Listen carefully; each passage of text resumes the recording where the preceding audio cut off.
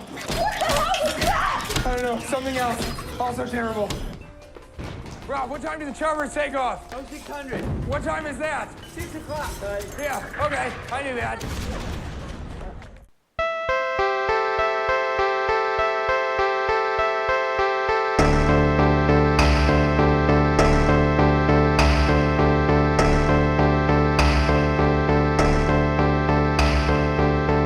Hello, everybody, and welcome to Frankenstein's podcast, where it's all about the monster. We're a creature-feature podcast about monsters and why we love them. I'm one of your hosts, Joe Praska, and with me is...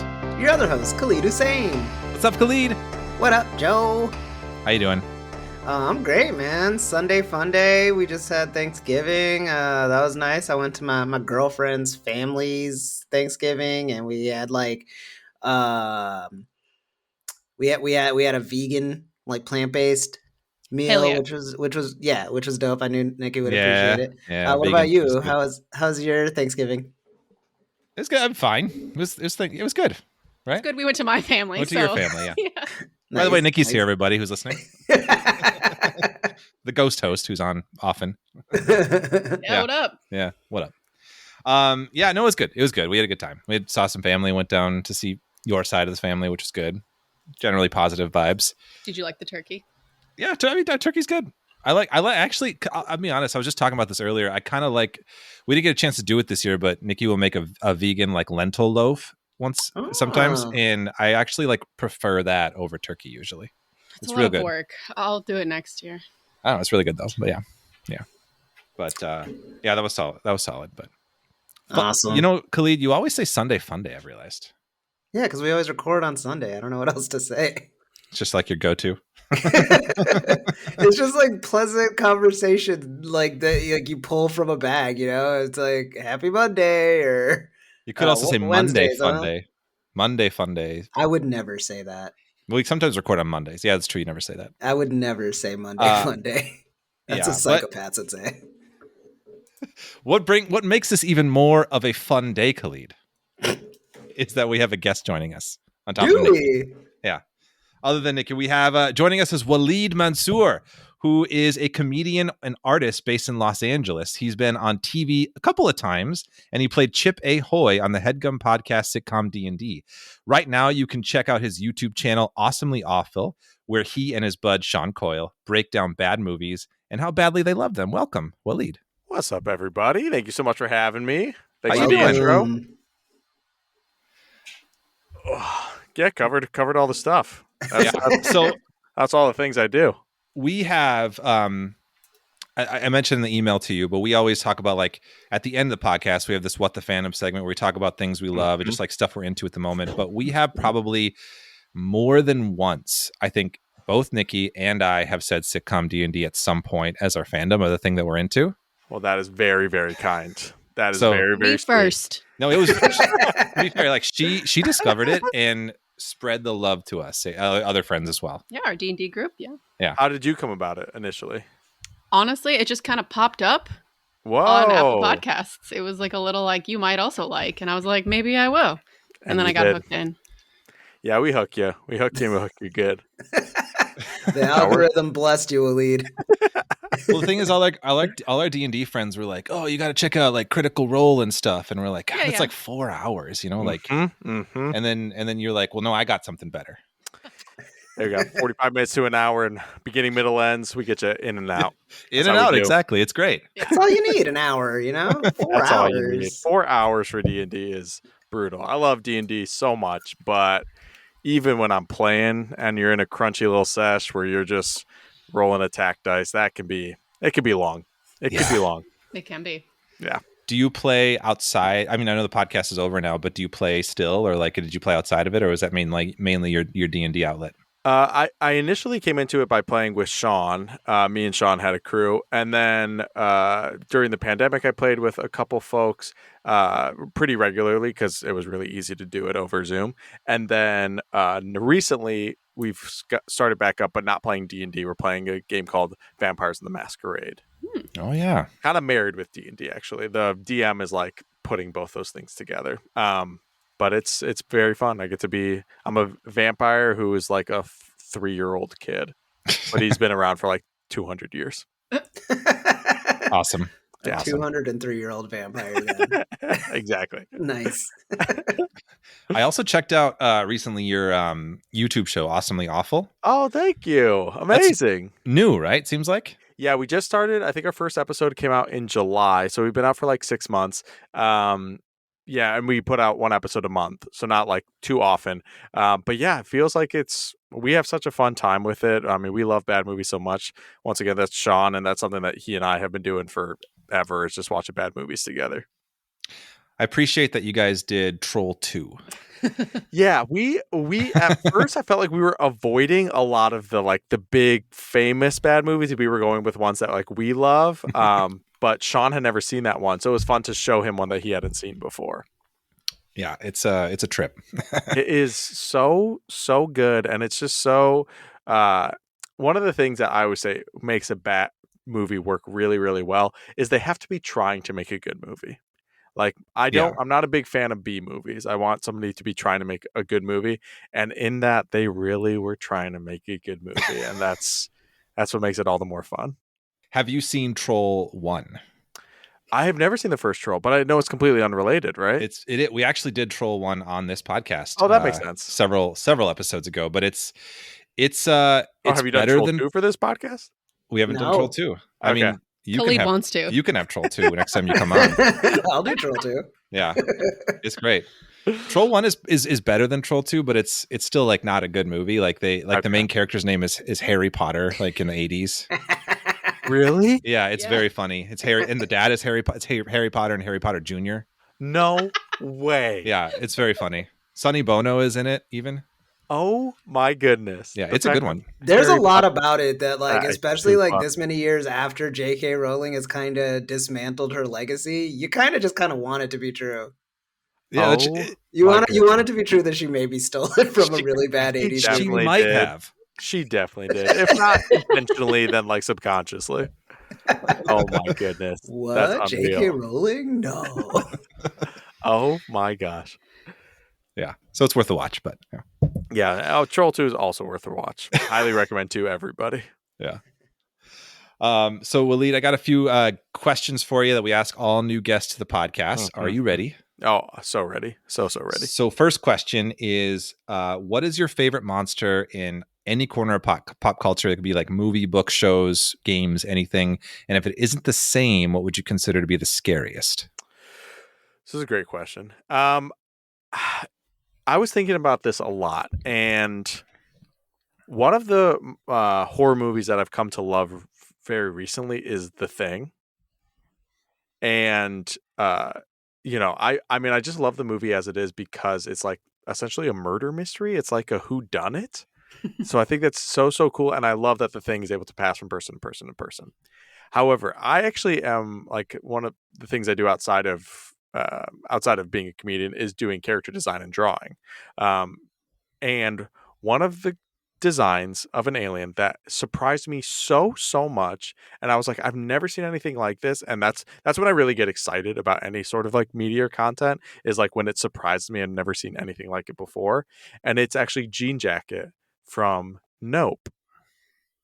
That really not shocked me, but it just was like, it felt so unique. I just felt excited sitting in the theater being like, oh my gosh. Like, especially, I mean, first of all, its initial design, the fact that it like looks like a flying saucer, but then on top of that, when it like, all the like fabric-y squares start to like come out. I don't know if y'all know what I'm talking about. Oh, Yeah, but like that is something that I found so unique and special. Like I also enjoyed the rest of the movie too, but that in particular, that monster design is something that really sticks out to me. That is a great answer. Really good answer. Nope is awesome. Yeah. Nope is great. I was really happy. Once I also like, Nope also felt like one of those movies where the more research I did into it, the more I liked it as well. So on like a rewatch, I felt like I even enjoyed it more, which was really fun. He does such a good job always. Yeah. Agreed. Yeah, it's definitely one of those movies and it seems like eternally rewatchable. Like we've revisited it a few times, and it's a lot of fun. Totally. I wouldn't say though my scariest. I don't think it's the scariest monster, but it's also like very bright when it's in Yeah. the movie. So I think that kind of detracts from it. I feel like generally monsters is not what scares me. Like if I'm feeling scared, it's from something like disturbing, weird, probably human. Like I remember the first movie that really scared the heck out of me was actually When a Stranger Calls. Mm. There was something about it where it just felt like so realistic, like almost like actually even before that, something that really scared me as a kid was like episodes of CSI that felt like, oh my gosh, there's a murder in the bathroom. Like that scared me the most. So monsters, I feel like I'm always able to like justify as being either like CGI or man in makeup, something like that. And for some reason that just takes a little bit of scariness away from me. But I think the first thing that comes to mind when I think of scariest is probably Xenomorph and Alien. Feels Classic. like it's just that comes up a lot. yeah. It's a just good like one. I mean, it's the fact that it's like gooey, all black. The fact that the first time we see like we really see one is like when it pops out of the chest of the guy. Like that is scary. I was just thinking today, this is a little side note, but only because we're talking about the xenomorph and the chest burster. But I was doing our kid's car seat today, and the little clip, the latch clips, Mm-hmm. remind me of the chest bursters. That's what I was thinking of when I was putting it back in. Because The it's like, you know what I mean? It's no one can see my Oh hands. yeah, I do The know. shape, Yeah, the you know ones how that they- connect to like the part that like is in the seat. because Yeah. they have just like that little slot in there where the mouth is. Okay. The select few people who are parents will get that reference. Yeah, who this is listen. relatable content for all of us. Oh, I know exactly what you mean though. Yeah, it does look like a chest burster. That's wild. Yeah. Oh man, I'm gonna think about that all the time now in the car seat. Yeah, that That's not happened the to me worst today. Yeah, that's true. Next question for you, Waleed. What do you consider yourself like most geeky? Like what's on your geek card? I mean, up there for me, I feel like I was talking to my wife about this today, and I was saying how I feel like I'm a geek about so many things. Like I really love diving into things. However, I feel like it's broad. I care about a lot of different things. So I feel like I'm like, oh, there's people that know so much more than me about every single thing. So if I say like I'm a big D&D fan, it's like I don't know all the rules, and I couldn't even name like all the races that exist. Like, but I do love it so much. But the one thing I feel like I could talk on the most and be excited about, we talked a little bit about earlier, is bad movies. I just love bad movies so much, and I care so much about them. Like the experience in which one can watch a bad movie with friends is up there for me in like best experience that somebody can have. Yeah, I've gotten more joy out of watching bad movies with friends than like many things in my life. Yeah, Good answer. You're in good company, huh? I do love bad movies too. yeah, they're incredible. They're just special, and I love, man, I love when the creators own it 100%. They're like, Yeah. yep, that was bad, oops. And I also love when the creators defend it to their grave, like, nope, this was a good movie, and everybody is wrong but me. Like it works. It just works so well. So Yeah. where do you stand on like The Room? I mean, The Room to me is like I was going to say a -10. If you've watched an Awesomely Awful video, as Joe has, I tend to rank bad movies on a scale of -10 to 10, where a negative movie is a movie so bad that it's good, a 10 is a movie so good that it's good, and a 0 is a movie so bad that it's bad. Okay. Wow. And so basically, like the 10s are enjoyment scales, right? The closer Yeah. you are to 10, the more fun that we're all having. And I consider The Room a -10. I mean, it is like a perfect bad movie for the same reason that I justified earlier, which is like they were not trying to make a bad movie. And the fact that what came out of it is that movie, that's perfection to me. The only other movie that's like on the same scale to me is I really love Howard the Duck. I think Howard the Duck is incredible. I think it's so funny, and I think that it's very different than The Room because The Room was like independent filmmaker with like a smaller budget. I mean, still like $6 million, but like a smaller budget based on how they were effectively spending the money. And then the other movie Isn't that George Lucas? oh well, I'm saying The Room, Not George Lucas did The Room. Whereas Howard the Duck is George Lucas, right? And it's technically the first Marvel movie. I mean, this movie had a huge budget, and it still became the piece of crap that it is. It's beauty to me. I actually feel like doing Howard the Duck on this podcast would be fun because there's a monster. There is a monster in it. Yeah, The duck? Other than the duck. There's an alien monster. There's an alien. Yeah. All great. right. Yeah, and actually the progression of the monster is very cool because it starts in a person, and the person slowly transitions into the monster, and then at a certain point kind of reaches full-blown, spoiler alert, stop motion monster status. The Yeah. duck likes to have sex too, right? Like really like Yes, with human Duck is women. horny, and there is a loose condom in his wallet. That is true. All right, I'm sold. I'm sold. Yeah. We'll do it. We'll do it, Joe. We're doing it. For sure. We're You doing don't it. twist my arm. We'll watch it. What I'm kind of curious, and maybe you don't have something off the top of your head, but like, what has landed as a 0 on your scale of, 10s? The one that we have in our video is Jack and Jill, but I think that's just because we put that because it was more recognizable as like something that would kind of be close to a 0. But my real answer is All About Steve, which I don't think almost anybody has seen. So we were like, oh, that probably doesn't make sense to people. But that movie sucks so much. And not in a fun way at all. So it stars Sandra Bullock and Bradley Cooper. And she is essentially a stalker of Bradley Cooper. And he's like freaked out the whole movie. And she's like stalking him and being creepy. And she's the hero. She's the protagonist of the movie. You're supposed to be on her side, and you just can't. There's no, and he's not even that redeeming either. So it has no positive qualities whatsoever. Nothing good. I do remember this movie when it came out. And I think I remember this was like, if I could be wrong, but didn't they give that movie a Razzie, and Sandra Bullock actually went to the Razzies to accept it for that movie? I believe you are right. The only, I know that's also true of, what's her name? I think Halle Berry. Oh, she did too. Because Halle Berry won an Oscar and Razzie in the same year. Wow. Yes. Yeah. That basketball scene was crazy though, and Catwoman. Crazy. Yeah. And I love it so much. Like that's how you know she got powers. Yeah. Well, All About Steve sounds like a gender bent. There's something about Mary, but I also don't think that movie's that good. No, I don't think it is. Just because it played on Comedy Central doesn't make it good. Yeah. Profound. Sandra Bullock did accept the Razzie. Oh, she did. Okay, we have the proof. Yes, she did go accept the Razzie. Amazing. Yeah, good job, for her. Sandra. Yeah.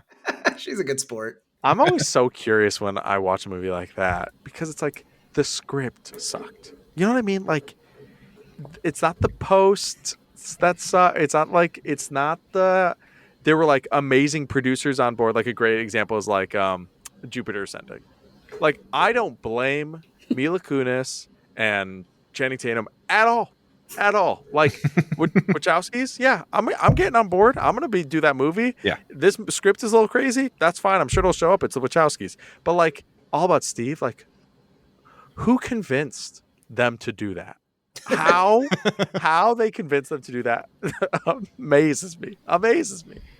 What blackmail did they have on Sandra Bullock and Bradley Cooper to get them in the thing? Yeah, they had to like commit like months of their life to this thing.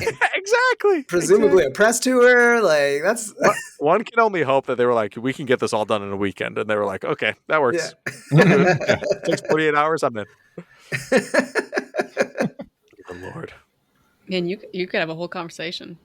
Oh yeah. Yeah. We could get into it. I bet. Yeah. You're getting distracted. Would Breach be a 0? Do you think? Oh, Breach. Okay, Waleed, you got to check out the movie Breach with Bruce Willis. You don't gotta. You know, Well, if you if it's got a 0, maybe I literally don't anything count. else going on. But I do love Bruce Willis, but he has Yeah. it's incredible his career trajectory because he has like I don't know some of the best movies ever made ever, and then he's also in so many just full on stinkers. Yeah. Yeah. Yeah, especially like recently. But like what's Breach about? So we did Breach on this podcast. It's a monster movie? It's a monster movie. It's about Bruce Willis is on like a ship, like a generation ship leaving Earth, and then there's some sort of alien organism that gets on board and just kind of congeals and conglomerates of parts of things. And I don't know. It's very clear Bruce Willis was rarely in the room with everybody else. I've been paying attention to that more than I ever Yeah. have in the past. Yeah. Sometimes it's commercials where you'll see like the celebrity, then you'll see the 4 like comedy like actors that are also in it, like people that I know, and it's like, oh, you never met that famous person. You guys were totally in different rooms, and like every cameo that you see nowadays in movies, it's like they were not there on set. No. That's a green screen 100% on a random Tuesday that they were free. This is like the era where he was doing all the bad movies, and like very clearly like he was shooting Breach concurrently with like 5 other bad movies where like they would just have one camera on him and then just have him quickly change shirts, you know, like it's that kind of movie. Yeah, like he's on like the radio to the characters multiple times. Yeah, it's like he didn't even move. They just brought in the other cameramen from the other movies, and they're like, okay, just stay out to the other lines. There's a scene where he's like talking a guy through a vent, and you can just tell like the director is like so proud of him. So he's like, "Yeah, we're doing the vent scene with Bruce Willis. I'm so clever." It's like, this isn't doing what you think it is, buddy. Just reminded me of a better movie. That scene with Bruce. Yeah. I don't think I've heard of it. What year did it come out? Oh, not that long ago. It was like 22. I don't know, 2022. I don't know.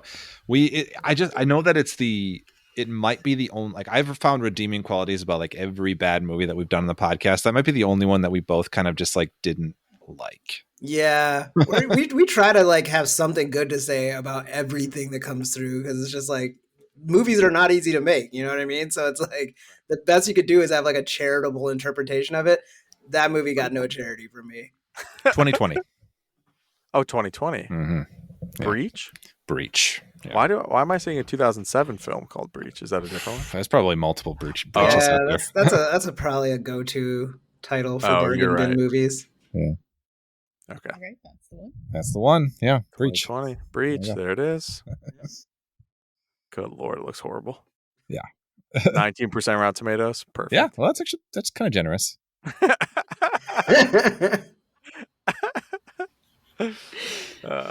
Amazing. Anyway, Khalid, bad movies aside, what are we talking about today? Thanks for asking, Joe. Today, we are going to talk about the 2008 sci-fi film Cloverfield, directed by Matt Reeves. And I've got a synopsis from our homeboy Google. Goes a little something like this. As a group of New Yorkers enjoy a going-away party, little do they know that they will soon face the most terrifying night of their lives. A creature the size of a skyscraper descends upon the city, leaving death and destruction in its wake. Using a handheld video camera, the friends record their struggle to survive as New York crumbles around them. What a monster! They're creatures of the abstract that live off potential energy. It's alive! Nice, Khalid. Thank you. Good job, Google. Were they enjoying that going away party though? I mean, some of them were. Yeah. Were they? I have some questions about that.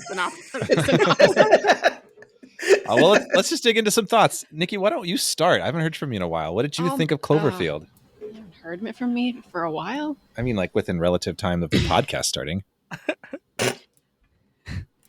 This movie was, I don't know what I expected going into it. I mean, you kind of prepped me with... You hadn't seen it before, right? I had not seen it before. This was the first watch for you. This was the first watch for me. Very cool. No, he didn't take me to see it back when it came out. You went with your dad. Which is fair. Yeah. We were dating at that time. Whoa. 2008. Okay. Isn't that crazy? Yeah. That's a while ago. Nice. Right? Congrats. Thanks. But anyway, so yeah, my first time watching, and you did kind of bring up that it was going to be like handheld found footage point of view. So honestly, like now that I've watched like I don't know how many episodes or like hundreds of monster movies now with you, this was definitely a cool take on kaiju, especially just coming off of your Kaiju Jubilee with your Godzilla series that you just wrapped up a few weeks ago, maybe a few months ago. Anyway,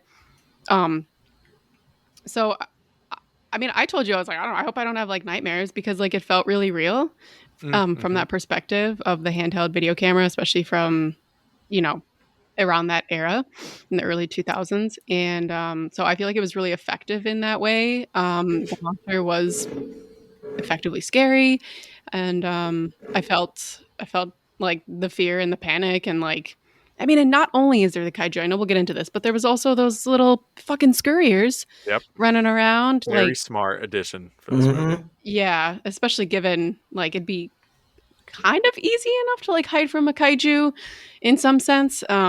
But Just especially, go like, where it isn't. Yeah. yeah, especially underground. But then Yeah. like they're in the tunnels and like they kind of like not foreshadowed, but they kind of previewed like the things coming off of the big guy, and so then like you're like, oh, that's not good. So, and I feel like the ending feels like appropriate for what the movie was. But yeah, it was a very good movie overall. How about you, Waleed? Since you brought this to us, you suggested this one. What would I take it you like it, right? Yeah, I really, really like this movie. I just came to this recently too. I think I watched it for the first time last year. I realized when I was a kid, I never watched horror movies ever.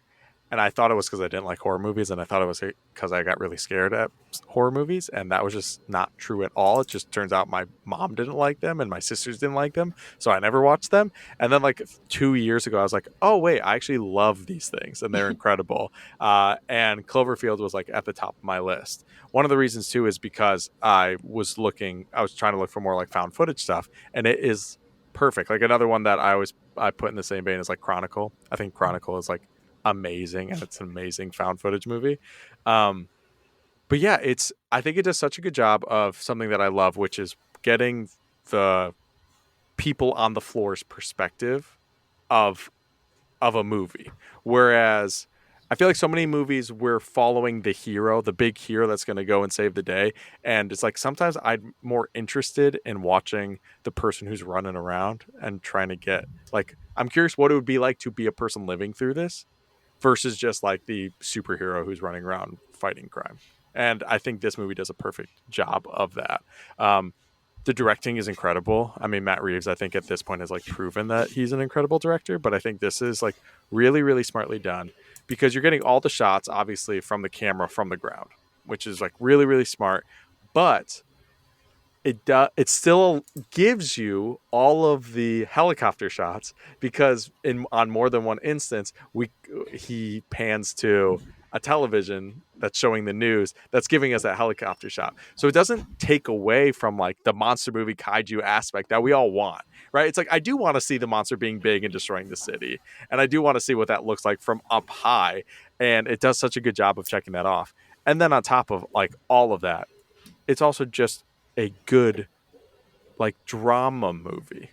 Like if the monster were instead an earthquake, this movie would honestly still be very, very effective because like the story that is him going to save her is a very effective story. And in the way that it ends, like you said, where we actually see the end of that video of their day, it's like that. It's so sweet. And it's like, I don't need to see what happens after that. It works 100%. Yeah, so I'm so on board with this movie. This was one I'd recommend to anybody. Great points. How about you, Khalid? Is this your first time watching it too? No, I actually watched it in high school. I'm cool. So cool. I wasn't scared. I did wait until it came out on DVD though, because everybody I knew was talking about like being motion sick watching it in the theater. Oh, interesting. Yeah. Oh, because it was probably just like running and stuff. That makes sense. Yeah, and it makes sense like on a big screen, like Yeah. that much shaking and stuff like that. But yeah, I remember watching it when it was like released on DVD, and I liked it fine then. I think that the found footage craze was like really like gaining traction maybe in that like window of time, so it wasn't as novel to me. The biggest thing I remember from it back then was the marketing was like so ingenious, like not since like Blair Witch had like a found footage movie like really just like gripped everyone's attention like this one did. And it's JJ Abrams like peak Lost, like he knows exactly what buttons to push, like when you can see that Statue of Liberty head get like flung across the city, and then it's just like this summer, and you're just like, oh my god, this is like 79/11s, like this is gonna be intense. And so watching it then, like I think it delivered, but also kind of fell short of like what sadly was like too good a marketing. Like it was never going to be as good as the marketing promised. So watching it now, years later, without the expectations and stuff like that, just kind of getting to appreciate it for what it is. I came around to it a lot more. I think it was good. Matt Reeves is so talented. I mean, I definitely think he's gone on to do better stuff. I'm a big fan of his Planet of the Apes movies. I think the Batman, it's a little indulgently long, but like definitely does a lot with that runtime. So it's you see like the talent even in something like this where I think like a natural disaster told through the POV of like a camcorder can be so difficult because even if you give up the conceit of like why would someone still be holding a camera through all of this, like it's still like you have to make it look like it's being well directed without it looking like it's being well directed. It still needs to feel like TJ Miller's dumbass is just like whipping around the camera and conveniently catching the thing we need to see.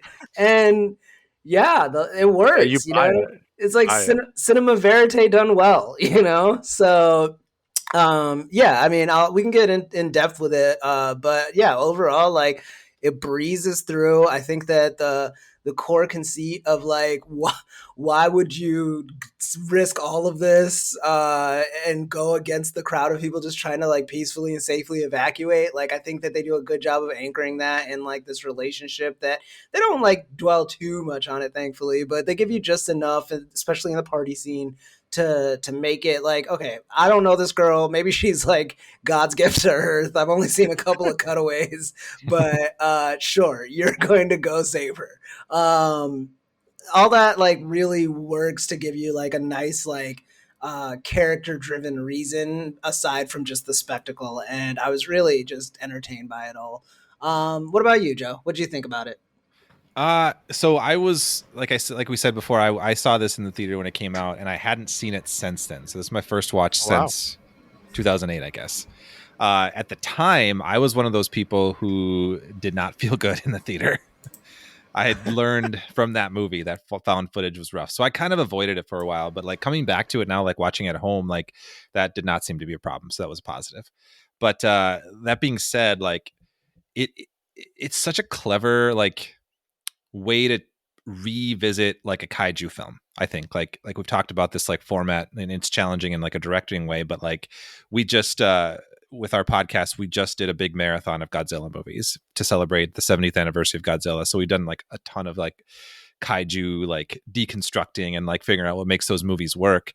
Mm-hmm. And we talked about both the American Godzilla movies, the 98 one, the Roland Emmerich one, and then the Gareth Edwards one from 2014. And like I still feel like, I mean, both of those have their merits in some ways, but like this was a better Godzilla. This was a better, like this was a better version of it. Like, cause like this was an American take that was unique, different, weird, and like striking and like scary. Like it like Godzilla over the years have become like sometimes more scary, sometimes less scary. But this was like it somehow manages to make a kaiju film, which is usually grandiose, usually big. You're zoomed out with these characters who are like trying to, like you said, Waleed, the heroes who are trying to solve the problem. And so like you're kind of almost like a passive observer to it. But this, like, they managed to make a kaiju film feel claustrophobic. And I think that's like a special feat where like those scenes when you're on the bridge or like even in the tunnels, you're just like, I'm like so stressed out right now because like I don't know where I'm going to go. Like you feel like you're part of it with that like handheld element. And it's just like such a clever way to do this. And Nikki, as you pointed out with like the little parasite creatures, like that added just such like a different dimension to it. Cause like, yeah, and if you're in the tunnels without the parasites, you're just like, okay, we're just going to travel through the tunnels, but it adds this like whole new element of like fear to it. Like where not only you're running from like a giant monster, but just like regular monsters too, you know? And so all of that was like really well done. And I think like on top of that, like Khalid, like you were pointing out the character drama, or both of you guys pointed out like the character drama that we find out in the beginning. Like kaiju films historically often try to like have character drama and sometimes fail, or they just avoid it altogether. And that's also fair because sometimes we just want to see the monsters fight, you know? And like this did a pretty good job of making you like get to know this like small group and understand like what's going on. Like there was even times when like my instinct, I wanted to be like, I fucking hate Rob. He like, going to do this stupid thing when we should just leave. But like, I also kind of like, he gave everyone a chance. He's like, don't follow me. Just go. I'll do my own like suicide mission thing. Like go, like, but they like kept going. So like, you can't really hate him because he gave him every chance to like leave, Yeah, So and I think like, also yeah. one of the first examples of that is when they're on the bridge and he gets the call, yeah, and they're all moving in one direction, and the monster basically forces him backwards. Yeah. Right? Because he destroys the bridge and forces it backwards. Like it allows you to give him the benefit of the doubt. Like, it makes more sense. It's like you can't escape the way you thought you were going to be able to. So it's like, oh, you may as well save the girl. yeah. Yeah.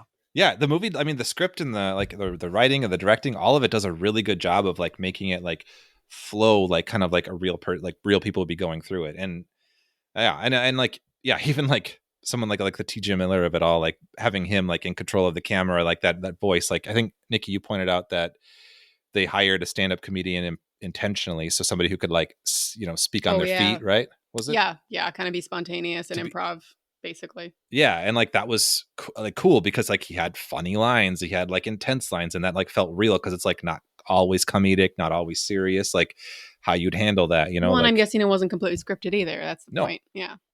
I loved he had one of my favorite lines though, like when they finally find Beth, she's like, "What is that?" "Oh, no, it's a terrible thing." And then like he goes, "It's another terrible thing." Yeah, the parasite. That was funny. Yeah, one of my favorite parts of the movies was, I think, the pacing. I think a good monster movie will allow for different ways for it to be scary, right? Whereas I feel like when there's a lot of bad monster movies where it's just like, he's big and he's going to stomp on you, and you see that just 5 different times. It's like, I don't want that. I want it to be a different challenge every time. And, the first time you see them, the first time they really interact with a monster, it's just like this big fog of dust. You're like, what? Like, you don't really see what's going on. Next time we see it, they're at the bridge, and it kind of is like, it's almost like a big tentacle is coming out of the water and smacking things. And then the next time they really engage with them, it's like, then we have the monsters, the little monsters in the tunnel, and then we get the big tunnel. It's like each time it feels very, very different. So it doesn't feel repetitive at all, which is, I think, a feat of monster movies, is to get rid of any repetition. Absolutely. Yeah, I do think that, like, especially because we just came out of Kaiju Jubilee, like, sometimes it does just make the mistake of, like, making you see a monster in widescreen just destroy another building. And Yeah. it's cool, it's entertaining, like, someone spent a long time on that model, but I get it.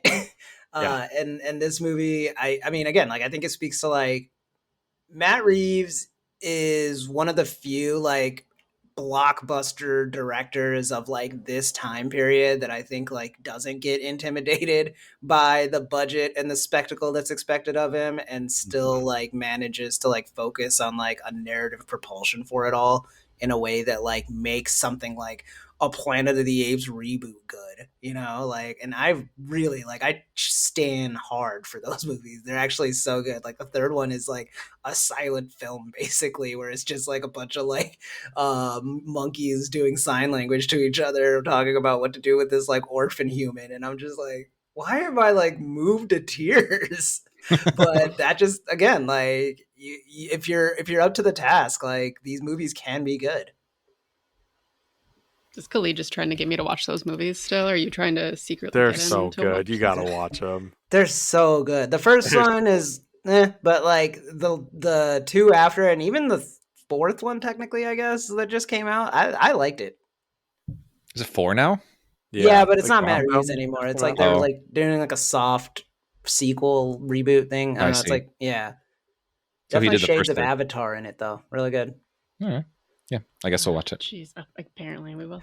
Y'all ganging up on me. Well, I know we're gonna get into the monster of it all, and like we're already talking about like the spectacle and stuff like that. But like, what did you guys think of like the beginning part of it? Because like that really like spoke to me, like pre-party even, where it's like the video starts and we're watching Rob and Beth have like their like little romance and stuff, and then it just like abruptly cuts, and the next thing you see is two completely different other people, and they're like talking about a party and stuff like that. I thought it was like a really clever device to like get us to care about these characters before we even see them again for like another 15 minutes.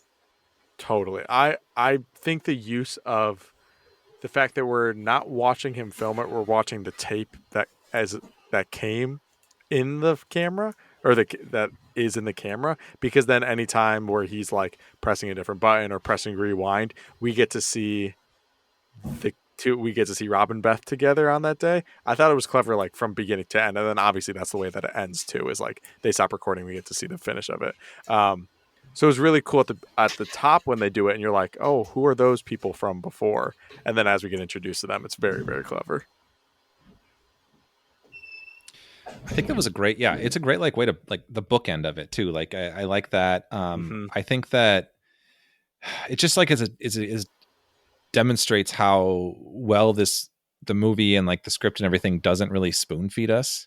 Like you kind of have to figure out what's going on. You know, like if you're watching that, you're like, you know, like you said, Khalid, like why is it a new couple? Why is it something different? And like even it took me a minute to be like, okay, this is like, even though the dates were there, but this was like many months prior to this one, you know. Like it's so interesting, and I think it's clever in a lot of ways. One of the most moving, like it's only like a split second, but I think what's his name? I'm gonna say TJ Miller, HUD. When HUD is telling Rob that he's filming for his party, and Rob goes like, it's clear that he's like, waiter, like I had a tape in there, and like I don't know, there's like this like at the party. There's like that moment where like I don't know, he makes this face and there's like just like this emotion on his face, and like he kind of tries to just shake it off, but you see it as the audience where like I don't know, like for some reason that's like still sticking with me, because like, you know, it kind of gets covered up with all of this like trauma and terror and their ultimate demise presumably. But anyway, like, you know, especially because at that point he thought he was just leaving for Japan, and he probably wanted to bring that tape to like kind of remember those times with her, and then fucking HUD's recording over it, but he doesn't really want to like admit it. Anyway, that was just a moment that kind of stuck out to me. Yeah, I think what you were saying, where it's like it feels like that stuff's hidden, but I really feel like the drama of it and the relationship thing really shines through in this movie. Like, I think it is the star of the movie. And then on top of that, we get a badass monster that I've never seen anything that looks like before. It's like really, really cool how those moments that do seem like, well, this is a monster movie, why do I care about like the sappy little moment here? It's like, no, that is actually what sticks with you more than a lot of even the monster stuff, even though it is still amazing. Yeah, I really love that aspect of this movie. Oh, don't get me wrong, TJ Miller getting bit in half also sticks with me. Yeah, it's great. The monster hates TJ Miller as much as his friends do in that movie. Wait, the monster probably heard him talking shit all movie. This fucking guy. I'm a terrible thing. You're a terrible thing, TJ Miller. Yeah. Oh man. So I also want to speak to like the time period. Obviously, like we're old enough then, but like at this point, that this movie is like kind of retro in the way that like 80s movies or 90s movies were to us. You know what I mean? And I do think that like a lot of the success of this movie comes from like the sweet spot of like cell phones, even cell phone video is already a thing, but it's not so far sophisticated that like at no point would you ever just like kind of second guess that the characters would like bother with a camcorder for anything. You know, it's like really that sweet spot.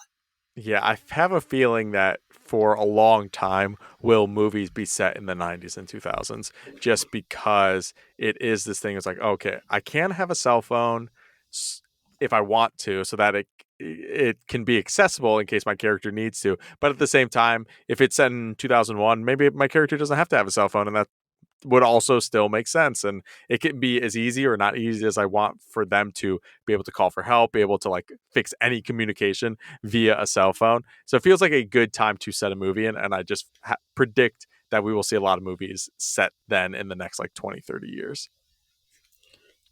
Yeah, great point.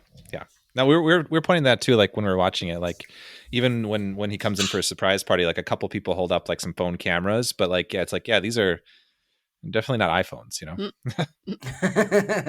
This is pre iPhone 1. Like Steve Jobs hasn't even like walked out on stage yet. Yeah. I remember seeing in that one scene where somebody is filming him, I'm like, that camera is way better than mine was at filming stuff. Right? I Like, was it was like in whoa. 2007, I was like, mine did not look like that at No. all. I was like, that looks pretty nice, actually. That was what they would do back then too, though. Is like whenever you would see like those like brick phones and stuff like that in movies and TV shows, they would always like be like, "Yeah, obviously it'll always look this good. You should buy this phone." And then you'd get it, and you just be like, "I don't recognize myself in this." Also, shout out to them for implying that any cell phone, let alone cell phones from back then, would work in subway tunnels as well as it did. Oh yeah. Okay, there's actually, No I feel like chance. there was a trivia about this, but I did not commit it to memory. So, forget it. Oh yeah. I don't know. There was something about it, though. About how they like had to make it work or found There a way was a to lot make it of work. people who, a lot of Oh. people like, at some Pointing point, that out? as people do, like, point Yeah. out flaws in movies. And, but I guess, like, the incense was, like, not quite earned. I don't know. I'm not Yeah. going to look it up. It's not important for what we're doing here. That's true. I mean, I'm willing to stop the whole recording and let you research this. Here, listeners, leave it in the comments. Give us comments and leave it there. It's an Yeah, what IMDb about- trivia. Listeners, start a comment thread. Yeah, there you go. Which New York subway stops do phones work the best? Please let us know. Please let us know. If you can give it to us in a listicle format, extra points.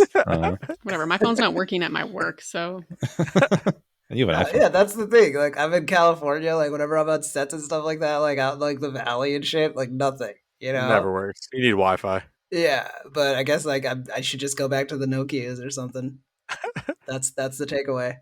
Oh, I did want to point out too. So having watched this back in 2008 and then now, there was only like one moment that truly like I was like, I remember this and I will never forget that moment. And it was the part where Lizzie Kaplan's character like explodes. oh god. Oh, So for that's sure. starring. Yeah, For right. Like that was so sure. intense. And what a cool way to like introduce super high stakes like military people into Yeah. the movie for like 10 minutes. I mean, not even. They're like in the movie for such a small amount of time, but you still feel like how much drama they add to it. And then on Right. top of that, you put like one of the most horrific or probably the most horrific character death in the movie in that scene too. So it just like really bumps up the stakes a ton. That was Yeah, messed and I up. mean, yeah, like it's also funny because like they did the wise thing of like relative unknowns for the cast. You know, I think it would have been like really hard for us to pay attention if it's like Tom Cruise is like Rob, or it's like I wonder if he's gonna make it. But I think it's interesting that like Lizzie Kaplan was like at the time even the most famous of them, and I don't know much about the cast beyond like T.J. Miller even now.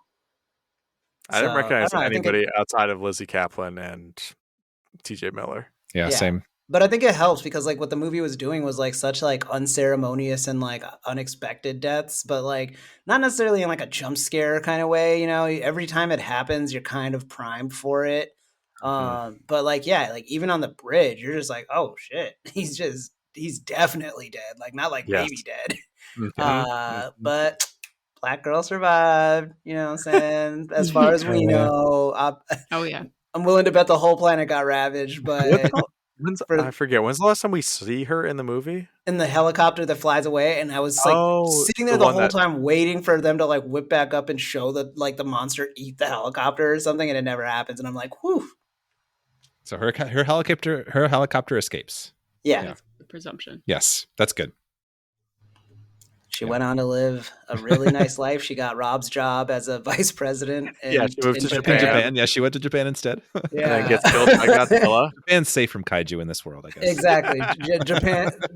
Japan knows how to deal with kaiju, so they don't even bother. Yeah. That's funny. I didn't even really think about. Maybe that was on purpose. Oh yeah, maybe the Japan that's element. a Yeah. good brief point. call. I think to it's like Godzilla. it's got to be like a shout out to like Godzilla the OG. Okay, you gonna brag That's about good the end credit music? Okay, so the end. Okay, say one more thing. I think that about the military guys. I think that was like you were saying, like this added element to the military thing. But I feel like it's cool that the intersection of them joining or going to that military like base feels like them coming into like a totally different movie. Like the military people are in a different movie about this, and I think that's really cool because we can know like that's probably the hero story that we're talking about. Exactly. Like there. that's the movie that we normally are watching. Yeah. And I think that's it. They just intersect with it briefly and leave. I thought that was really clever. But yes, the final music. So there's like not too much like music going on, but like in the end credits, we get some sort of like good score, like orchestral score. And I was like, this sounds a lot like the Godzilla music. And then you looked it up, and what'd you find? Again, I don't know. I didn't commit this all to memory. Basically, it was okay. Now I remember. Originally showing, I think Matt Reeves, the original cut. I don't know the name of the person who's doing the music or who put it together, but he had just inserted the Godzilla theme music over the end credits, and then I think presumably Matt Reeves, I think, was like, "Oh yeah, that's great," but like something like that. But I mean, not the actual Godzilla movie. So it was an homage to the original Godzilla theme. Oh, very cool. Yeah, Michael, if I say his name right, Giacchino, I think. Oh yeah, pretty well known. Yeah. He does a lot now. Yeah, but yeah, that was cool. So yes, it was an homage to Godzilla, essentially. Yeah. Oh, that's awesome. And then that definitely makes it feel like the Japan thing is like definitely an homage too. It's got to be, I think, at that point. Yeah. Oh, cool. Totally. Should we, Khalid? Should we monster? Let's monster. All right. So there's actually a lot of information about the monster specifically about this, but there was actually some powerhouse designers behind this. We had the creature design was done by Neville Page, who we've talked about on the podcast before, doing all sorts of creature designs. VFX was done by Double Negative and Phil Tippett's studio. We talked about Phil Tippett before. He just had that Mad God movie come out that he directed, but like some pretty like well-known like VFX people were working on this, which is cool. The creature itself, like we see it pretty well in parts of the movie, but it's supposed to be 25 stories tall, but covered in parasites. However, what we do learn in like some like more outside of the film like description of the monster is it's meant to be a newborn. So let's see, the Neville Page, he sought like a biological reason for the creature, and he designed the creature as being immature and like it's kind of irrational like movements, the way that it like just like doesn't really like intentionally destroy, more just like hit things with its arms, with its tails and things like that. It's supposed to be experiencing separation anxiety. And he compared the creature to like a rampaging elephant, saying, he said, quote, "There's nothing scarier than something huge that's spooked." So Page described it as confused, lost, scared. And he thought of this as like how he would design its anatomy, its movement, and motivations, essentially. There's a pretty cool article with an interview with him that I will post in the show notes, but I feel like it's just interesting, like characterization that like you can now like think about when you're like watching the movie, in a sense, to the monster, you know? I really dig that. That's very cool. Yeah. Yeah. I mean, knowing that intentionality behind it, it's always nice. And I feel like we don't give enough credit often to like how much thought goes behind, whether it's just an actor's choice or like a full-on creature design. It's like, oh, that's fun that there's a lot more going on than we see on our own. Yeah, I mean, like so much credit always goes to like the director, rightfully so, you know, like they are the head of the ship and stuff like that, but like they're not the only filmmakers in the film, you know what I mean? Like all these people are like adding to the lore and like creating the idea and motivation behind it, whether or not it makes it to the screen in the same way is obviously up for debate, but it's always cool. That's what I always love about the insight from the creature effect designers. There was, I think, the bridge scene was originally, or at one point, it was scripted to be like the kaiju like uses like the equivalent of an arm to like kind of like swat at it, and then because I think of this description, they changed it to like the tail just like inadvertently like whipping the bridge, accidentally and not on purpose. Oh, cool. I think that it's also interesting to talk about like the parasites. So like according to like the designers, like the parasite element was supposed to be like in their minds like a post-birth ritual where they're shedding these things to like essentially grow. But the parasites, like we talked about this already, but like I think that was just such like a cool like addition to like a kaiju movie. Like we get smaller kaiju. Like I think about we did Godzilla versus Destroya. We had the small like Destroyas in that one, or like even the '98 Emmerich Godzilla had the baby Godzillas. But I feel like this was just a really interesting way to like introduce something smaller and add that other threat. Because not only are they like destructive in a way where they could probably like rip your head off, but clearly like their bites alone have these horrible effects. Oh. And that's definitely not something you see in most kaiju movies, that like somebody would get bitten and they would explode, like something would happen to them. It feels very separate from a kaiju movie in like a good way, where it feels new. Felt very alien-esque. Yeah, like Totally. They Absolutely. moved like face huggers. And in Yeah. world, it even kind of makes sense because, like, that's the thing that, like, I feel like obviously, like, there's an argument to be made that maybe these things are like its actual offspring or whatever. But like, I like to think that it's like a lot of like sea life, where if you're big enough, you're basically like an environment for other smaller animals.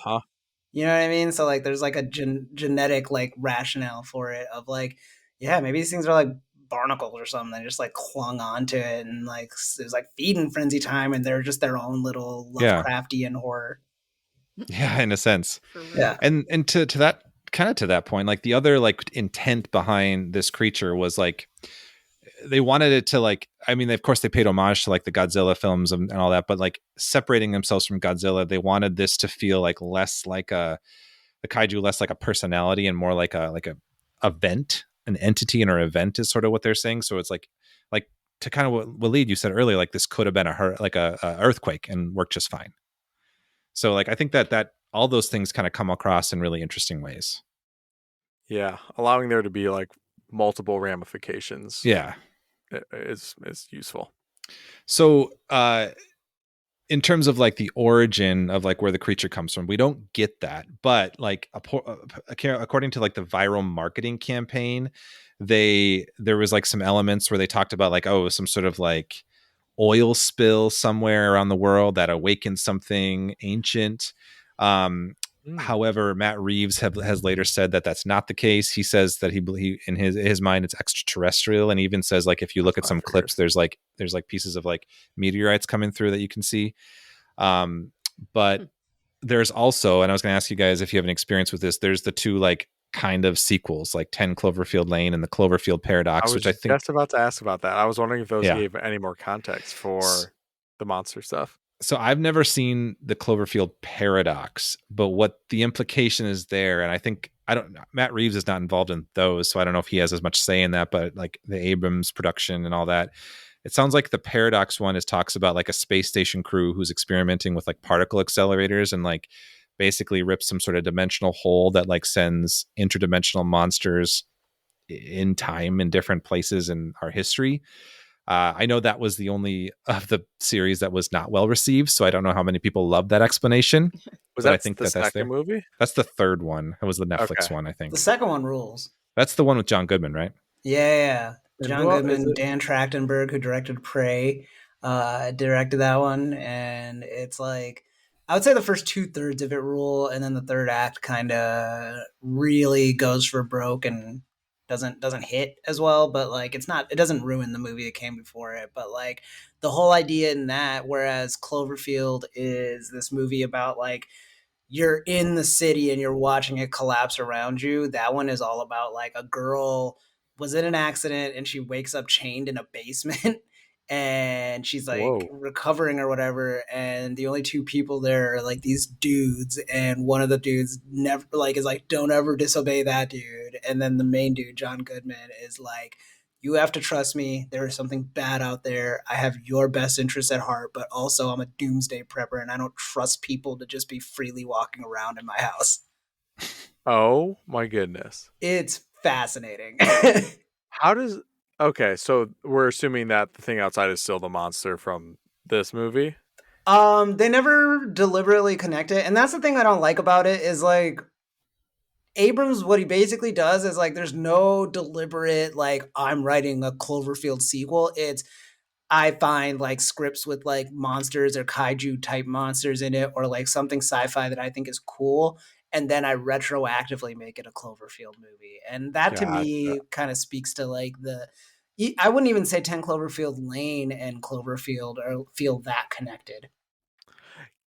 Speaking of all this, what does anybody know why it's called Cloverfield? You like looked right at me. There was a okay. I'll just. It was his the exit, right? IMDb. You What? said it was his exit, right? Oh well, I mean, like that's, but that's like an outside the movie reason. It was his exit. What does that mean? It's like J.J. Abrams' like exit that Hold to his on. office or something. It was like Cloverfield or something. But Cloverfield why is the Lane. movie called Cloverfield? That's a great That's question. what I I was don't saying. know. Like it's. Oh, it's Cloverfield was the government's case designation for the events caused by the monster, comparing the titling to that of the real Manhattan Project. Wait, why? So like it's like Project Cloverfield. Okay. But Yeah. they just Like- chose Cloverfield random. But Though. do we even see that in the movie? Is that at the very beginning? Oh yeah, that's right. When they kind of like are showing like the pre-tape stuff where it's like Project whatever blah blah blah. blah. Yeah. It's like the first minute Oh. of the movie. Okay. Interesting. But why do they Okay. give it the designation Cloverfield? Well, that's a good question. Oh, it's a Cloverfield Boulevard is the highway exit Abrams takes to his Santa Monica Yeah, That's office. what I said. Cleve Yeah. has pulled it up. Yes. Okay. I'd never heard of Cloverfield Boulevard. Bizarre rationale still. You got to go find it. Yeah. Do I gotta find Yes, and then you have to take a picture. All right, JJ, Yeah. this checks out. Proof. Don't leave town. I got a few more questions. Yeah. No, I don't know. I have not seen the sequels either. I'm intrigued to see Cloverfield Lane. I've heard the Paradox one is not that great, but It's terrible. I feel like this really stands on its own in a sense. Like Mhm. Yeah, doesn't it doesn't need- need anything else. I'm okay without explanations. I think it's. I mean, I like the Agreed. creature designer stuff, and that's cool. Yeah, I don't need to know what happens to I don't need to know if everybody beats the monster, if the monster takes over. Like it works. I mean, let's say like the monster one, like Manhattan is demolished by the end of it. Like the monster, That is even true. if you kill the monster won. Yeah. I know this is a kaiju film, Khalid, so I don't think you have a fight or flirt answer for us, do you? No, but I was thinking about it with this movie. Obviously, I don't do the fight or flirt is a segment we'll lead where Okay.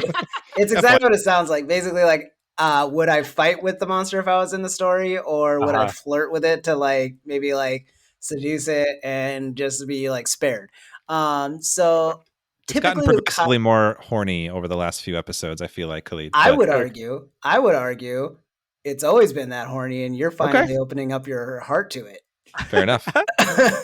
But I do think because like usually with kaiju movies, like I try not to waste time with a fight or flirt because it's just like I'm gonna flirt with a thing that I'm comparatively an ant to. Like it doesn't make sense to say that I could flirt with something that can't even like grasp me like scale wise. I was picturing it more as like taming the beast, like almost like you and it's a big monster that you're befriending. Like a Mighty Joe Young. I mean, Like I'm a a mighty gentleman, so Joe. I would never say that when I'm flirting that I'm taming something. Fair. That's That's you. I mean, Yeah, that's you. I would only flirt with something that I have like true attraction and admiration for. It's never tame, you know. Like that wildness is probably part of what attracted me to it.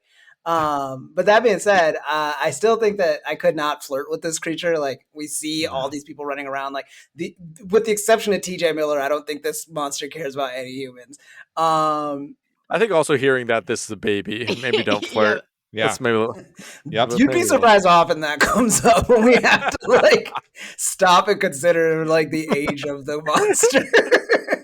But no, I'm not gonna flirt with this monster, but I will say that I want to add a third element to it where it's like fight, Run flirt, or fuck it, party, you know? Because the movie starts with them at a party. And I would argue party. yeah, party. Party till you die. But die partying. Why did the party stop? Their apartment was fine, it seems like. They ran downstairs when all the stuff was flying around. I feel like I look outside and I see that much destruction even at the beginning of the movie. I'm kind of just throwing in the towel, you know? Like, you're not getting out of Manhattan quickly on a good day. So, I don't see it. I don't see it. we got a bar full of drinks. Lizzie Kaplan is right there. You know, she maybe wasn't feeling it earlier, but so yeah, I won't fight, I won't flirt, but I will party. But you will flirt with Lizzie Kaplan. I will flirt with Lizzie Kaplan until our impending death. Hopefully better than TJ Miller did. That's job. a low bar. That's a low bar to clear. Horrible job. Do you know Superman?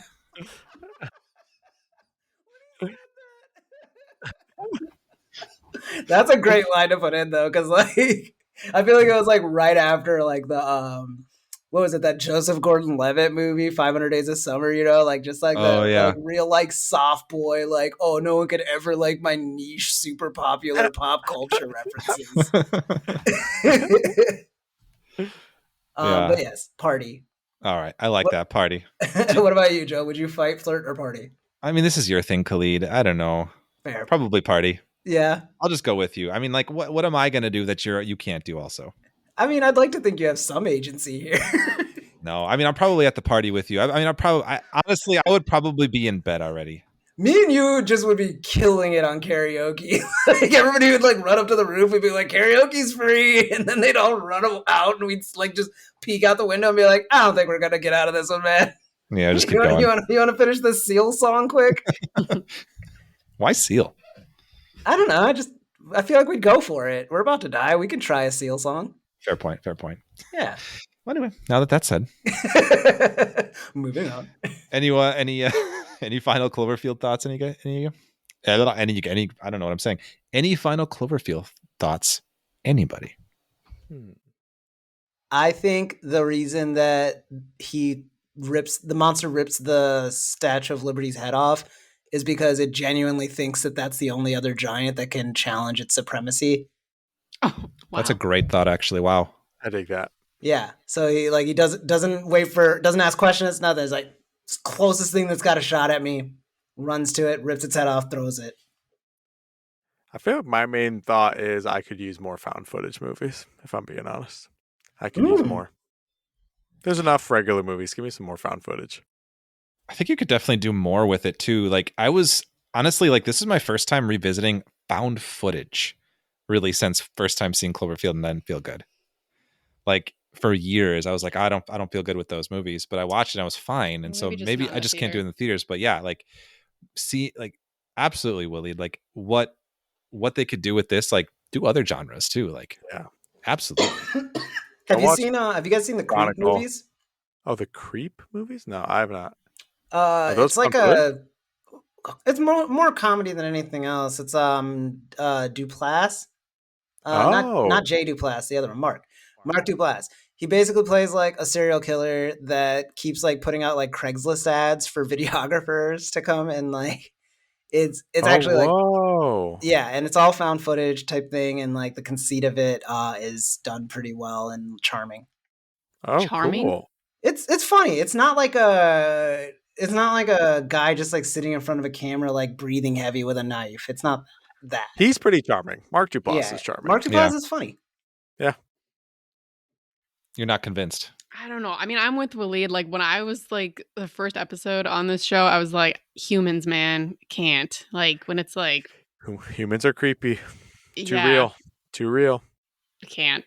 Yeah. Anything that's like in home invasion type stuff, I'm like, out. Like serial killers. I don't know.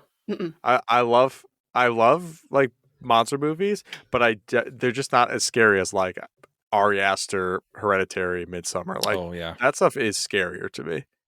I mean, it's still a human coming up with the ideas for the monster movies and stuff like that. So it's like you're dealing with like somebody who still has like a comparatively tame imagination next to like actual awful like humans that do real awful things. Yeah.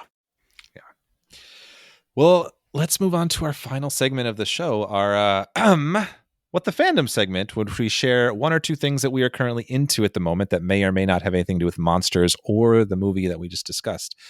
We usually let our guests go last because I often forget to share this, but I didn't this time, to be fair. Khalid, what the fandom with you this week? Thanks for asking, Joe. I have been slowly but surely catching up on TV shows that I have been kind of putting off for the year. And I recently was able to dive back into a show that I've done a What the Fandom for, I think, every other season. So, fourth one, keep it going. Season 4 of Apple TV Plus's Slow Horses.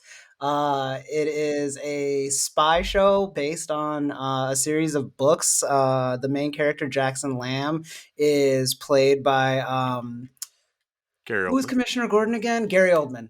Gary Oldman, he's great in it, like you've never seen before. He's fat. He farts a bunch. He runs like offshoot of MI6 called Slough House, but everybody calls them the Slow Horses. It's basically where all the like Oh, great. wayward and shitty spies go, and he's the head of the wayward shitty spies, and he's actually like a good spy, but he would rather everybody also think he's shitty. So like he's always messy. He's always eating like really like fried like euros and stuff like that, and just like drinks a lot and smokes cigarettes a lot and is just like super mean. But like the show just does such a good job of like in and out each season of like it's like eight, I think it's maybe, yeah, 6 to 8 episodes each season, and it's very like focused in that like you don't just suddenly have to like go and do like a whole episode with like one of the spies like families to like pad out the timing. Like it's very much like they have a story in mind and they stick to it, and you propel through it, and at the end of it you're just like, that was really satisfying.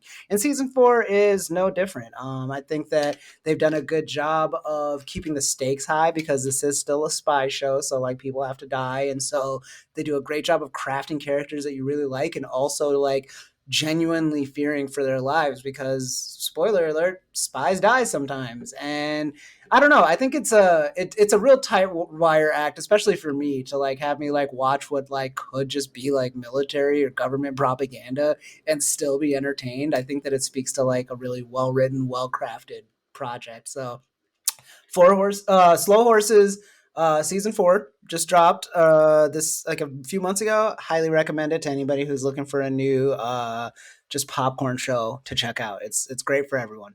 And Joe, what the fandom with you? Thanks for asking, Khalid.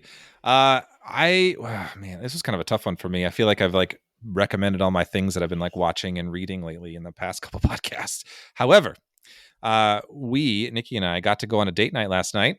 That was really nice. It's rare. We have 2 kids, so it's not always common we get to go out and do things. We got to go see a movie. Not a whole lot going on in the theaters right now, I know, but we saw Red 1. Amazing. It was, and I kind of loved it. Like, it's gotten bad reviews, and it's kind of dumb. It's quite dumb. But there is a really fun like buddy cop like fantasy element. Like J.K. Simmons as jacked Santa is pretty funny. I don't. There's a whole scene of him working out. There is like it's very funny. And there were some good funny moments. There was also like being like this like creature feature podcast. We follow lots of like creature designers on like our social sites, and we've connected with a lot of creature effects artists and stuff. And like a lot of them have been sharing about this movie because they actually did a whole lot of like practical prosthetics and effects. There's this really cool sequence where they go to like Krampus's lair, and all of the characters are all like in camera practical like prosthetic characters, and the Krampus elements. Lots of CGI in the movie too, but that part was just like really stand out as really fun, and like the aesthetics of it was really like dark and like kind of like brought this horror element to the movie, which I thought was really fun. Like, so like, yeah, it's like all over the place in some cases. Literally in a graveyard. It's literally in a German graveyard. graveyard is like the entrance to his lair. It is, but it was really fun. I think, and I love practical effects. Yeah, it was really cool to see. And I think like for us, like just like we needed something to like kind of turn your brain off and like an enjoy for the night. And that was it was a good one. And it's like also notable that it's like an original movie, in original like kind of blockbustery sort of like action comedy that's not based on some sort of like IP or like franchise. So like kind of got to support that as well. Like Santa's not an IP. I guess Santa is, or like, I don't know, like Khalid, you're saying The Rock is kind of an IP in himself now too. I guess. So like there's that element, but The Rock can't hurt you. He's not real. I know. Yeah, but it was fun. I liked it. I liked Red 1. I would watch it again for like a holiday themed stuff. So it was fun. Yeah. How about you, Nikki? It's so funny because you were like, what are you going to do for What the Fandom? Like, I don't want us to say the same thing. And, Guess I don't have to worry. no, so I'm going to do two things, and I'm just going to do them really quick. And one is probably going to really surprise you, Joe. But Okay. my first one is because Khalid's been talking a lot about music. Yeah, I'm still listening to every episode, Khalid. Hey.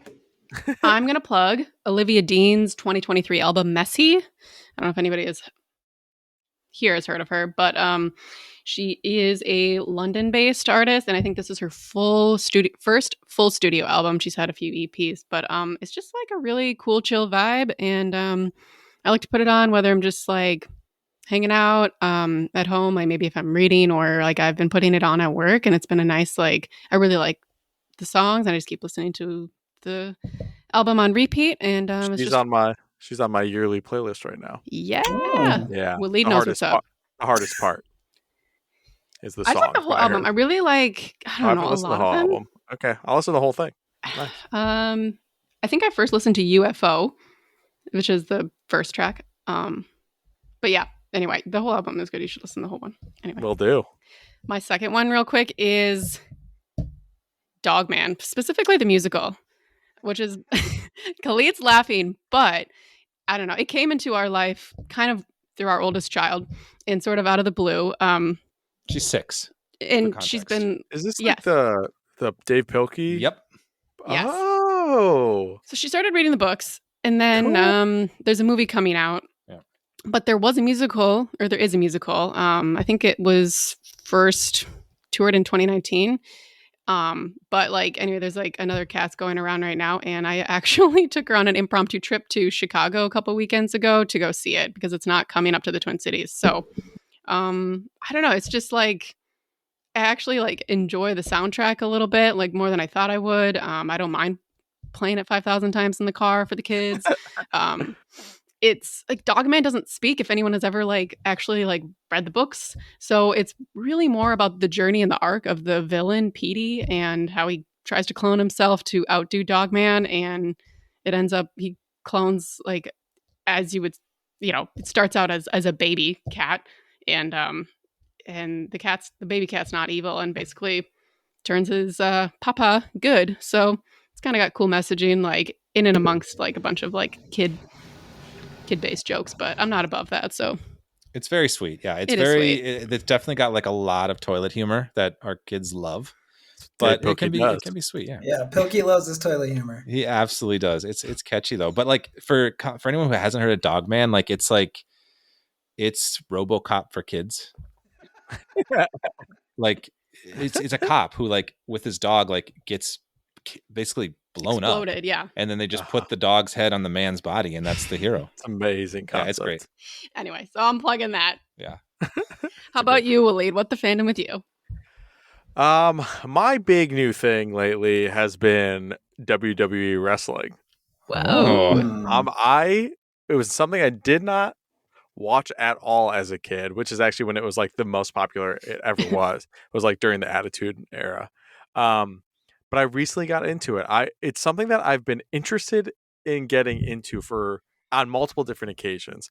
Sometimes it was because I had like watched a movie like whether it was like The Iron Claw or The Wrestler or like a couple different movies. And then also one time I listened to a podcast episode where they like talked about wrestling. Another time is when last year, I think, a comic that I highly, highly recommend called Do a Power Bomb. I read that and it's about wrestling, or it's like set in a wrestling world. It's really, really good by Daniel Warren Johnson. Highly, highly recommend.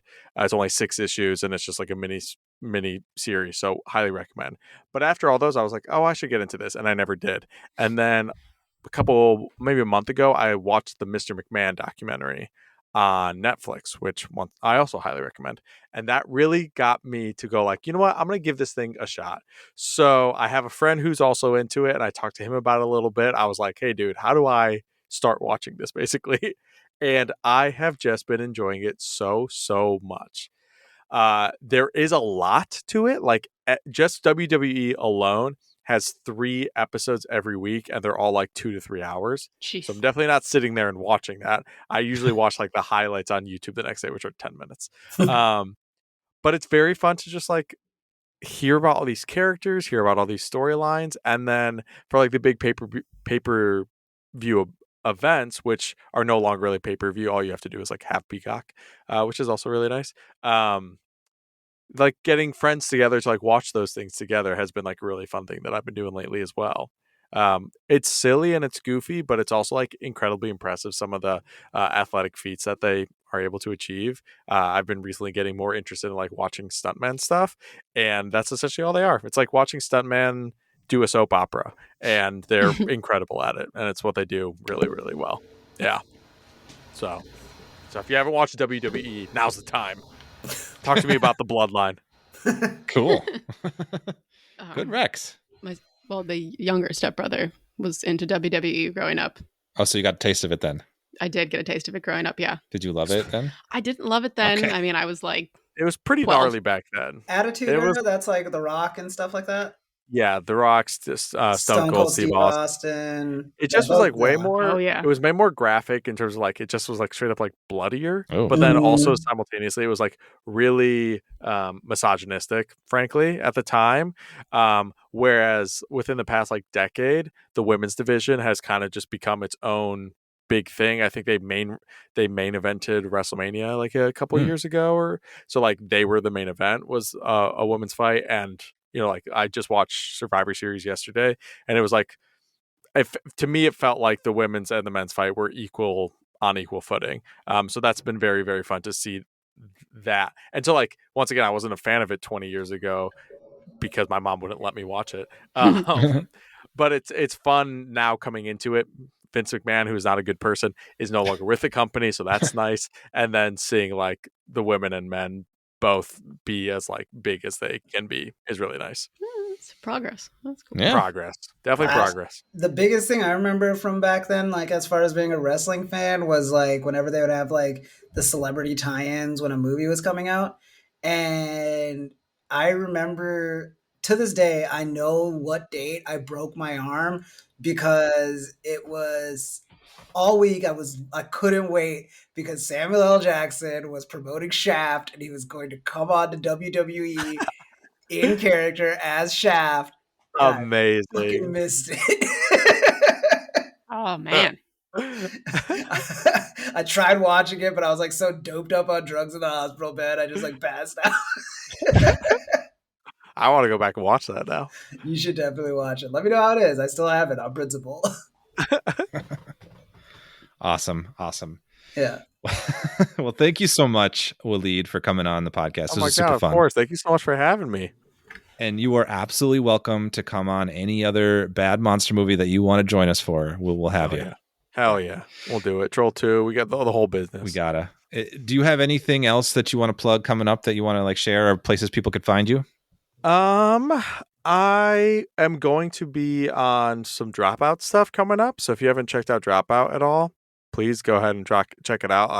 I was a fan before I was able to be on it, and now I'm going to be on it. So highly recommend it across the board. And then please just check out Awesomely Awful. We're on YouTube, Instagram, TikTok, all the things. So yeah, check us out.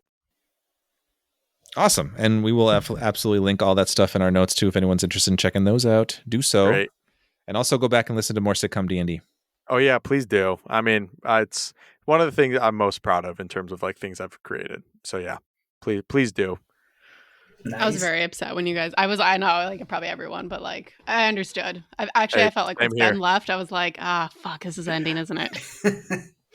About that time. But I'm very content with how we wrap things up. That was a good episode. I was really, really proud. Yeah. Maybe one day we'll come back to it. Fingers crossed. Drop a surprise like episode. Wishing it into the world. I get it. Me too. Well, it was fun for me because on the main feed, like what was it, Casual Tuesday or whatever was dropped on the feed, and so I was like, I kind of got to get like a little peek in after the fact. It's kind of fun. Yeah. If you haven't done any of the Patreon stuff too, that stuff's still active. So there's a lot of fun, wacky stuff on there. I promise. Oh, for sure. Yeah. Speaking of Patreon, we have one of those. Check us out there, listeners. If you haven't already, we have tiers. Is it $1, $3, and $5? $1, $3, and $7. $7, $1, $3, and $7. So if you're a big spender, you got, put that cup of coffee away once a month and give us that money. Check us out. We got Frankenbits galore. We're scheduling one coming up that it's very near and dear to my niche interests. That's probably my fandom of the year. It's so I won't Yeah, spoil you it or told me. anything, but check it out when that drops. And Come out later this month. We just have a new one too we did one about Twisted Metal that came out last month, and we have one about that really obscure Nickelodeon show Prometheus and Bob that'll be dropping soon too. Yeah. So we're giving the people what they want. Yeah, the people. They're screaming for Prometheus and Bob deep dives. Yes. But no, that was a really fun episode to do too. But yeah, if you like what we do here, we just wanted to create a space to go beyond creature features. As much as we love them, we have other interests and we wanted to geek out about those. So check out the Patreon when you get a chance. And like Joe said, thank you so much, Waleed, for joining us. This was such a fun discussion. I hadn't thought about Cloverfield in so long, and this is a really great way to revisit it. Yeah, glad to reintroduce it back into y'all's lives. Yes. Thank you for that. And thank you, Nikki, for joining us. Your insight is, as always, just so awesome. I've said it before, I'll say it again. You're basically the third host of Frankenstein's podcast, and we always love when you join us. It was great to be here. Yeah. All right. Well, thank y'all for listening to another episode. And until next time, creep it easy.